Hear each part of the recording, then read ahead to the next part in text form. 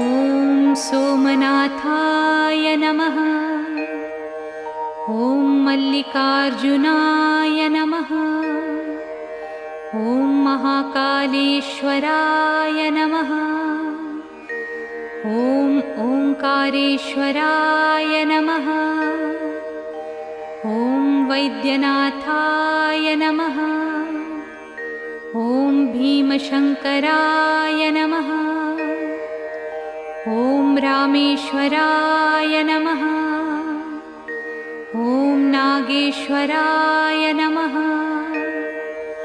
ॐ विश्वेश्वराय नमः। ॐ त्र्यम्बकेश्वराय नमः। ॐ केदारेश्वराय नमः। ॐ भुस्मेश्वराय नमः।